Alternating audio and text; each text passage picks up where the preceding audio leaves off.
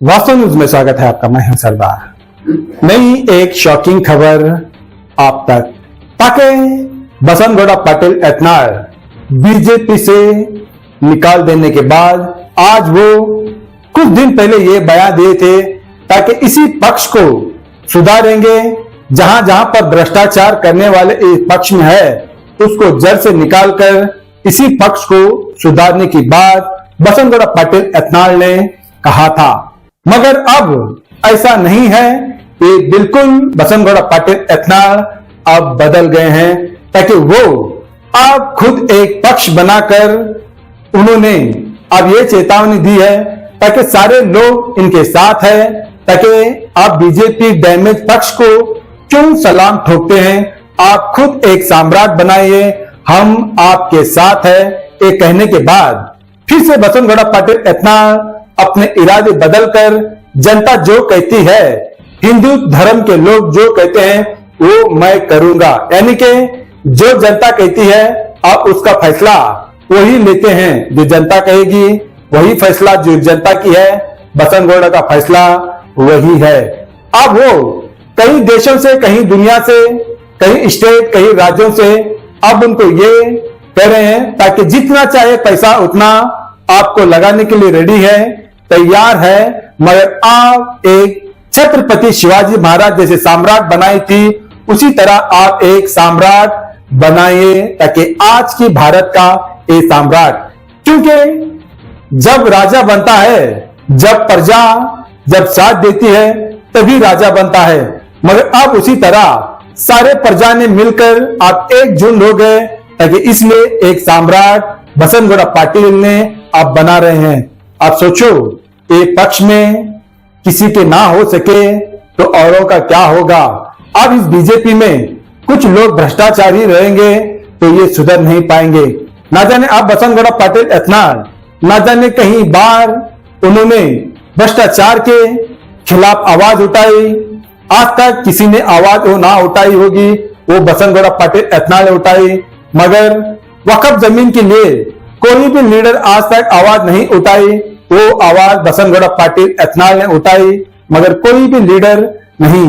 जब कोई सच्चा ईमानदारी पे चलते हैं उनको यही एक इनाम मिलता है। ये तो बात और है। अब तो पुरुषोत्तम श्री राम जी को सत्य राह पर चलने के लिए, सच्चे राह पर चलने वालों को 14 वर्ष की वनवास को भेजने वाले उस जमाने में भी थे, इस जमाने में भी क्या छोड़ेंगे लोग। आज भी सच्चे राह पर चलने वालों की दुश्मन कदम कदम पर रहते हैं, मगर झूठ का साथ देने वालों को जय जयकार करते हैं। मगर उनमें से एक है बसनगौड़ा पाटिल एथनाल, ना झुकेंगे और ना इनसे ना पीछे हटेंगे, ताकि इसलिए आज उन्होंने एक सम्राट बनाकर आज इस कर्नाटक के सभी लीडरों को ये चेतावनी देते हैं ताकि बसनगौड़ा पाटिल एथनाल आज भी हिंदू हुली है और कल भी रहेंगे और लड़ने के लिए तैयारी पर। एक रिपोर्ट आपके सामने हम लाए हैं, आइए देखेंगे एक रिपोर्ट में।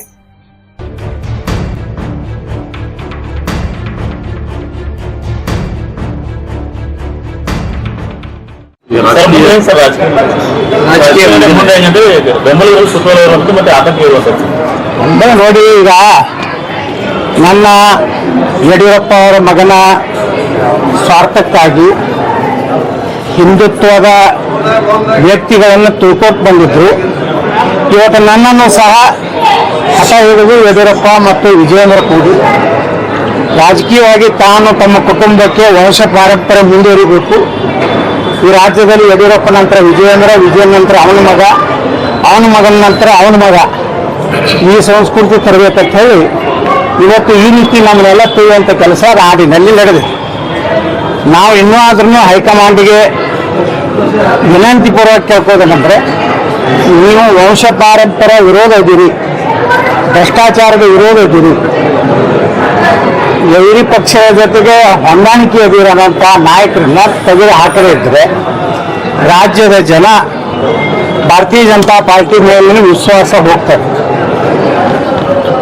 ಮುಂದಿನ ಅವಧಿಗೆ ವಿಜಯೇಂದ್ರನ್ನ ನೀವು ಮುಂದುವರಿಸೋದಾದ್ರೆ, ಅವನೇ ಮುಂದಿನ ಮುಖ್ಯಮಂತ್ರಿ ಅಂತ ಹೇಳಿ ನೀವು ಏನಾದರೂ ಕೇಂದ್ರ ಹೈಕಮಾಂಡ್ ನಿರ್ಣಯ ಮಾಡಿದರೆ ಈ ರಾಜ್ಯದ ಜನ ಒಂದು ಹೊಸ ಭವಿಷ್ಯವನ್ನು ನೋಡ್ಕೊಳ್ಳಿಕ್ಕೆ, ರಾಜ್ಯದ ಅಭಿವೃದ್ಧಿಗಾಗಿ ಪ್ರಾಮಾಣಿಕ ಭ್ರಷ್ಟಾಚಾರ ರಹಿತ ಸನಾತನ ಧರ್ಮವನ್ನು ರಕ್ಷಣೆ ಮಾಡುವಂಥವ್ರು ಅನಿವಾರ್ಯವಾಗಿ ಒಂದು ಗಟ್ಟಿಯಾದಂಥ ನಿರ್ಣಯವನ್ನು ತೆಗೆದುಕೊಳ್ಳುವಂಥ ಕಾಲ ಬರ್ತದೆ. ಯಾಕಂದ್ರೆ ಇವತ್ತು ಹೊಸ ವರ್ಷದ ಹೊಸ ಸಂದೇಶ ನಾವು ಕೊಡ್ಲಿಕ್ಕೆ ಬಯಸ್ತಾ ಇದ್ದೀನಿ.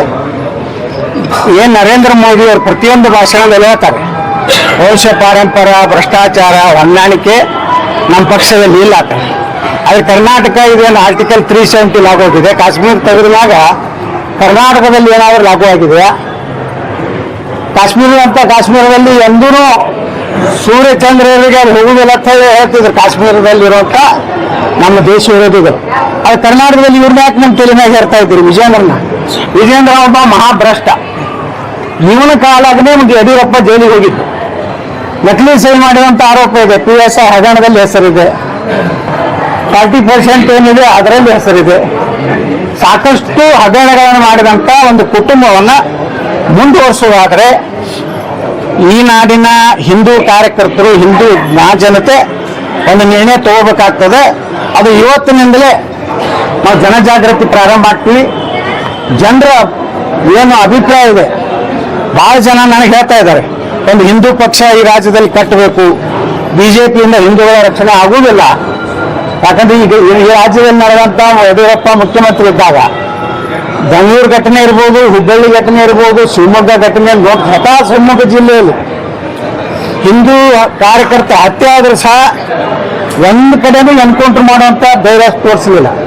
ಯಾವ ರೀತಿ ಉತ್ತರ ಪ್ರದೇಶದಲ್ಲಿ, ಆಸಾಮದಲ್ಲಿ, ಮಹಾರಾಷ್ಟ್ರದಲ್ಲಿ, ಹರಿಯಾಣದಲ್ಲಿ ಹಿಂದೂಗಳ ಮೇಲೆ, ಯಾಕಂದ್ರೆ ಹಿಂದೂಗಳು ಎಂದೂ ಆಕ್ರಮಣಕಾರಿಯಾದಂಥ ಮನೋಭಾವ ಇಲ್ಲ ನಮ್ಮದು. ನಾವೆಲ್ಲ ಸಹ ಮಾಡ್ಕೊಂಡು ಬಂದ್ವಿ. ಅವ್ರ ಕಲ್ಲು ಹೋಗಿತಾರೆ ಗಣಪತಿ ಮೇಲೆ, ಅವರು ಹಿಂದೂಗಳ ಹಾಡುಗಳನ್ನು ಹಚ್ಚೋದಕ್ಕೆ ವಿರೋಧ ಮಾಡ್ತಾರೆ. ಅವರು ಈ ದೇಶವನ್ನ ಎಂದೂ ಪ್ರೀತಿ ಮಾಡೋದಿಲ್ಲ. ಅದಾಗಿ ಅವರಿಗೆ ವಿಶೇಷವಾಗಿ ಕಾಂಗ್ರೆಸ್ ಅಂತೂ ಮುಸ್ಲಿಂ ಪಕ್ಷ ಇದೆ, ಅದರ ಬಗ್ಗೆ ನಾವು ಹೇಳಲೇಬೇಕಾಗಿಲ್ಲ. ಅದು BJP ಹಿಂದೂ ಪಕ್ಷ ಆಗಬೇಕಂದ್ರೆ ಈ ರಾಜ್ಯದ ಜನ ಮತ್ತೊಂದು ಐತಿಹಾಸಿಕ ನಿರ್ಣಯ ಆಗ್ತದೆ. ಅವಾಗ ಈಗ ಯಡಿಯೂರಪ್ಪ ಕುಟುಂಬವನ್ನು ಏನಾದರೂ ನೇತೃತ್ವ ಕೊಟ್ಟರೆ ಭಾರತೀಯ ಜನತಾ ಪಾರ್ಟಿ ಹೀನಾಯವಾಗಿ ಕರ್ನಾಟಕದಲ್ಲಿ ಸೋಲ್ತದೆ. ಇನ್ನೊಂದು ಪಕ್ಷಕ್ಕೆ ಸಹಾಯ ನಿಶ್ಚಿತವಾಗಿ. ನೋಡ್ರಿ, BJPಗೆ ಯಾಕೆ ಹಿಂದೂಗಳು ಓಟ್ ಹಾಕ್ತಾರ? ಹಿಂದೂಗಳ ರಕ್ಷಣೆ ಆಗ್ತದೆ, ಅಭಿವೃದ್ಧಿ ಮಾಡ್ತಾರೆ, ಪ್ರಾಮಾಣಿಕರಾಗಿರ್ತಾರೆ. ನೀವು ಯಾವುದೂ ಇಲ್ಲ ಯಡಿಯೂರಪ್ಪನವ್ರ ಕುಟುಂಬ ಏನು ಅಭಿವೃದ್ಧಿ ಮಾಡಿ ಉತ್ತರ ಕರ್ನಾಟಕಕ್ಕೆ ಮೋಸ ಮಾಡಿದ್ರಿ? ನೀವೇನು ಹೇಳಿದ್ರಿ? ಆಲಿಮಟ್ಟಿ ಡ್ಯಾಮ್ನಲ್ಲಿ ನನಗೆ 25,000 ಕೋಟಿ ರೂಪಾಯಿ ಕೊಡ್ತೀನಿ ಪ್ರತಿ ವರ್ಷ, ನಾವು ಮುಗಿಸ್ತೀನಿ, ಮೋಸ ಮಾಡಿದ್ರಿ. ನನ್ನ ನಗರಕ್ಕೆ ಬಂದಂತ 125 ಕೋಟಿ ರೂಪಾಯಿ ವಾಪಸ್ ತಗೊಂಡ್ರಿ. ಹೋರಾಟ ಯಡಿಯೂರಪ್ಪ ಕುಟುಂಬದ ವಿರುದ್ಧ, ಪಕ್ಷ ವಿರುದ್ಧ ಅಲ್ಲ ಅಂತೀರಿ. ನಾವು ಭಾರತೀಯ ಜನತಾ ಪಾರ್ಟಿ ವಿರುದ್ಧ ಅಲ್ಲ, ನರೇಂದ್ರ ಮೋದಿ ಅವರ ವಿರುದ್ಧ ಅಲ್ಲ. ನಾವು ದೇಶ ಇವತ್ತು ಸುರಕ್ಷಿತ ಇದ್ರೆ ನರೇಂದ್ರ ಮೋದಿ ಅವರಿಂದ. ನರೇಂದ್ರ ಮೋದಿ ಅವರು ಯಾವ ರೀತಿ ಪ್ರಾಮಾಣಿಕರಾದ್ರೆ ಅಂಥ ರಾಜ್ಯದ ಒಂದು ರಾಜಕಾರಣದಲ್ಲಿ ನಾಯಕತ್ವ ಕೊಡಿ. ನೀವೆಲ್ಲರೇ ಇದೇ ಕುಟುಂಬನೇ ನಮ್ಮ ಇನ್ನು ಬಿಟ್ಟರೆ ನಮ್ಗೆ ಗತಿ ಇಲ್ಲ, ಯಡಿಯೂರಪ್ಪ ಬಿಟ್ಟರೆ ಲಿಂಗಾಯತರು ವಿರುಸೋರು BJP ದೂರ ಸರಿ ಬರ್ತಾರೆ, ಭಯದಿಂದ ಹೊರಗೆ ಬನ್ನಿ. ನೀವು ನಿರ್ಣಯ ತಗೋದಾಗಲಿಲ್ಲ, ಮತ್ತು ವಿಜಯೇಂದ್ರ ರಾಜ್ಯ ಅಧ್ಯಕ್ಷ ಮಾಡಿದ್ರೆ ಅಂದರೆ ಮುಂದಿನ ನಿರ್ಣಯ ತಗೊಳ್ಳಿಕ್ಕೆ ನಾವು ಮುಖ್ಯವಾಗಿ ಸ್ವಾತಂತ್ರ್ಯ. ಜನಜಾಗೃತಿ ಮೂಡಿಸ್ತೀವಿ ಅಂತಂದ್ರೆ ಯಾವ ಜನಜಾಗೃತಿ ಮಾಡ್ತೀವಿ? ನೋಡಿ, ನನಗೆ ಸಾವಿರಾರು ಕರ್ನಾಟಕದ ಚಾಮರಾಜನಗರ ಹಿಡಿದು ಬೀದರ್ವರೆಗೆ, ಕರಾವಳಿ ಮಂಗಳೂರು ಕರಾವಳಿ ಭಾಗದಿಂದ ಹಿಡಿದು ಕೋಲಾರವರೆಗೆ ಎಲ್ಲ ಕಡೆಯಿಂದ ಒಂದೇ ಒಂದು ಕಾರ್ಯಕರ್ತರ ಒಂದು ಸಂಕೇತವನ್ನು ಬರ್ತಾ ಇದೆ ಅಂತ ಅವರಿಗೆ. ಎಲ್ಲ ಕಡೆಯಿಂದ ಒಂದೇ ಒಂದು ಕಾರ್ಯಕರ್ತರ ಒಂದು ಸಂಕೇತವನ್ನು ಬರ್ತಾ ಇದೆ ಅಂದ್ರೆ ಒಂದು ಹಿಂದೂ ಪಕ್ಷ ಕಟ್ಟಿ. BJPಯಿಂದ ನಾವು ಹಿಂದೂಗಳು ಸುರಕ್ಷಿತ ಇಲ್ಲ ಕರ್ನಾಟಕದಲ್ಲಿ. ಯಾಕಂದ್ರೆ ಇವ್ರು ಹೊಂದಾಣಿಕೆ ಇದ್ದಾರೆ, ಸಿದ್ದರಾಮಯ್ಯ ಜೊತೆ ಹೊಂದಾಣಿಕೆ ಇದೆ, DK ಶಿವಕುಮಾರ್ ಜೊತೆಗೆ ಇವರು ವ್ಯಾಪಾರ ಇದೆ, ಬಿಸ್ನೆಸ್ ಪಾರ್ಟ್ನರ್ಗಳಿದ್ದಾರೆ.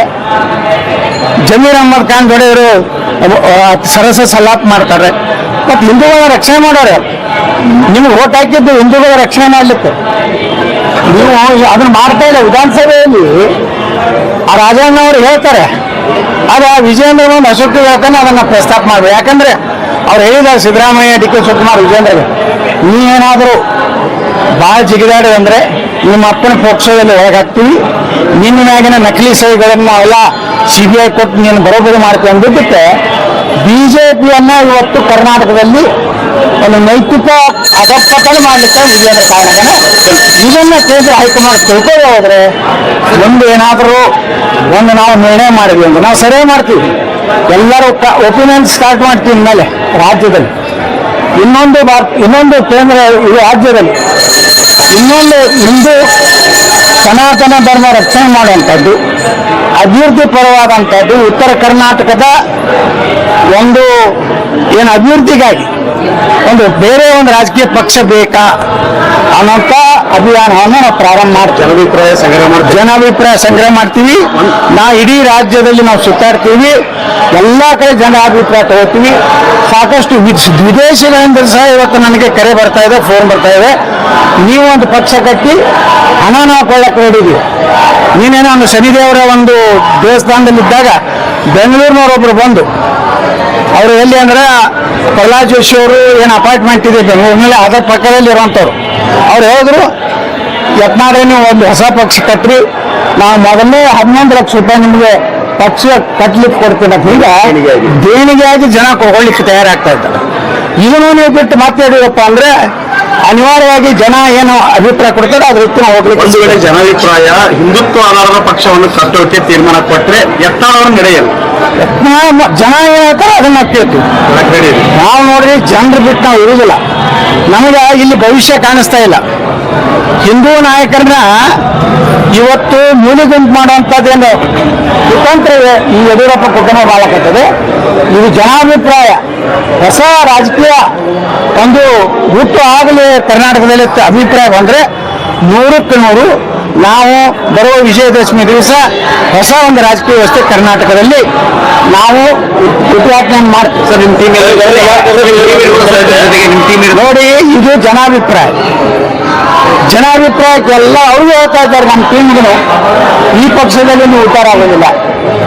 ಇವರೆಲ್ಲರೂ ಬ್ಲ್ಯಾಕ್ ಮೇಲ್ ಮಾಡ್ತಾರೆ. ಪಾಪ ರಮೇಶ್ ಜಾರಕಿಹೊಳಿಯನ್ನ ಬಲಿಪಶು ಮಾಡಿದ್ರು. ಈಗ ರಮೇಶ್ ಜಾರಕಿಹೊಳಿ ಸಿಡಿ ಬಿಡುಗಡೆ ಮಾಡಿದವರೇ ರಾಜಣ್ಣ ಅವರು ಸಿಡಿ ಬಿಡುಗಡೆ ಪಾತ್ರ ಅಂತ ಆರೋಪ ಮಾಡಿದ್ರು. ಯಾರು ನೀವು ನೋಡ್ರಿ, ಮಹಾನಾಯಕರಾದಾರ. ಅವ್ರು 2 ಫ್ಯಾಕ್ಟ್ರಿ ಹೇಳಿ ರಾಜಣ್ಣ ಅವರು ವಿಧಾನಸಭೆಯಲ್ಲಿ ಹೇಳಿದ್ದಾರೆ. ಹೌದು, ಯತ್ನಾಳ್ ಹೇಳಿದ್ರು ಸತ್ಯ. ಅದೇ ಫ್ಯಾಕ್ಟ್ರಿ ಅವರೇ ನಂದು ಅಷ್ಟೇ ಅಲ್ಲ, 48 ಜನರ ಸಿಡಿ ಇದೆ, ಅದರಲ್ಲಿ ಹೈಕೋರ್ಟ್ ಜಡ್ಜ್ಗಳು ಇದೆ ಅನ್ನುವಂಥದ್ದನ್ನು ಹೇಳಿದ್ದಾರೆ. ಇದನ್ನು ತನಿಖೆ ಮಾಡ್ಲಿಕ್ಕೆ ಈಗೇನು ಬ್ಯಾನ್ ಆಗಿದೆ ಕಾಂಗ್ರೆಸ್ನವ್ರಿಗೆ.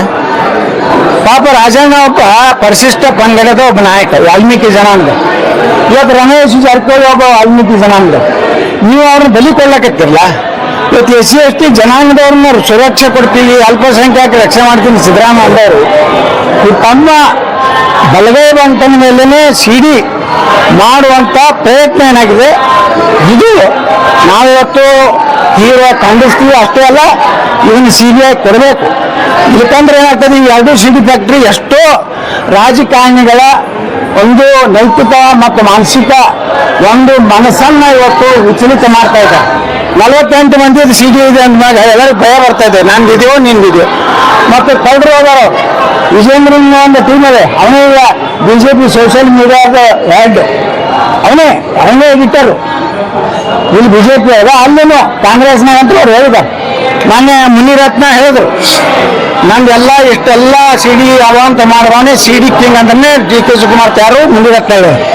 ಇವೆಲ್ಲ ನೋಡುವಾಗ ಇಂಥ ರಾಜಕೀಯ ನಾಯಕರು ಈ ರಾಜ್ಯದಿಂದ ಜನ ದಬ್ಬಬೇಕಾದ್ರೆ ಅವ್ರ CBI ತನಿಖೆ ಆಗಬೇಕು, ಅವ್ರಿಗೆ ಶಿಕ್ಷೆ ಆಗಬೇಕು. ಇನ್ನು ಮುಂದೆ ರಾಜಕಾರಣ ಮಾಡುವಂಥವ್ರು ಹಲ್ಕ ಕೆಲಸ ಇದು ಮಾಡ್ಬೇಕು.